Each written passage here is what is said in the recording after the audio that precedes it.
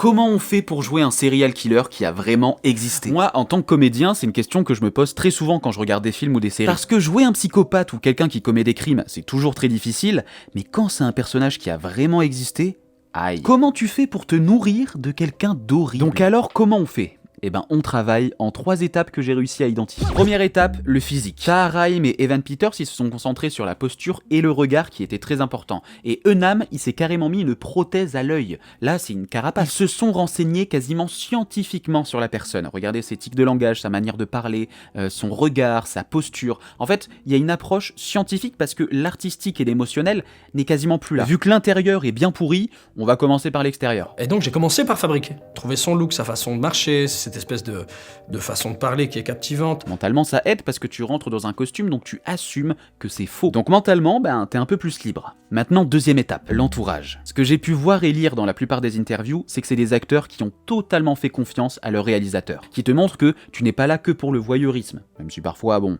on dirait. Donc ça demande beaucoup d'échanges, il faut que tu te rendes compte que tu n'es pas tout seul et que tous les gens autour de toi te rappellent constamment que c'est faux ce que tu es en train de faire, tu n'es pas en train de te perdre, tu es là. Et maintenant que tu sais que t'es pas tout seul, que t'es pas en train de devenir un monstre, il faut passer à la troisième étape, être tout seul. À chaque fois, les acteurs ils parlent de cette étape où ils se sont retrouvés face à face avec le monstre. Et en se confrontant au monstre qu'on va incarner, on lui trouve de l'humanité. Parce que aussi horrible qu'elle soit, il faut que tu te rappelles que ce sont des histoires d'humains. Pour le cas d'Enam, ce qui l'a vraiment aidé, c'est de trouver de l'empathie pour son personnage. Pour Evan Peters, c'est de respecter totalement les faits pour respecter les victimes. Et pour Tahar Rahim, c'est de trouver un lien, un seul, avec son personnage. C'est que dans l'épisode 3, à un moment donné, il dit « Si j'avais dû attendre que le monde vienne à moi, je serais encore en train d'attendre. Tout ce que j'ai toujours voulu, j'ai dû le prendre. » Et ben là, ouais, c'est quelque chose qui me parle. Ils n'ont pas utilisé la méthode Stanislavski, la méthode de l'acteur qui est très connue, où tu vas essayer de rentrer dans ton personnage avec tes émotions, avec ton physique. Alors physiquement, si, il y a un peu de rentrer dedans, mais mentalement, tu peux pas, parce que c'est un psychopathe. Donc j'ai l'impression qu'on utilise une méthode que moi j'apprécie un peu plus, c'est celle de Diderot. C'est le paradoxe de Diderot, bref, il dit qu'un acteur ne doit pas être à fond dans son personnage, ne doit pas être impliqué vraiment avec ses émotions,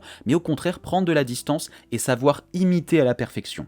Et je pense que c'est ça, la clé. Parce que tu peux pas le surjouer, car parfois on a des preuves de son existence, donc les gens peuvent comparer avec les vraies images, tu as besoin de te calquer sur la personne et vraiment de pas te laisser bouffer, donc d'être froid, et en même temps assez investi. Bref, je trouve toujours ça incroyable comme travail, et aussi terrifiant. Mais au fond de moi, je sais toujours pas si j'apprécie le fait qu'on mette en avant ce genre d'histoire, qu'on leur donne une jolie image, un joli son, alors qu'un documentaire serait tout aussi flippant. Bon, on pourra parler d'acteurs, de méthodes d'acteurs, de création de personnages dans d'autres vidéos, là je vous laisse, bisous, ciao ciao.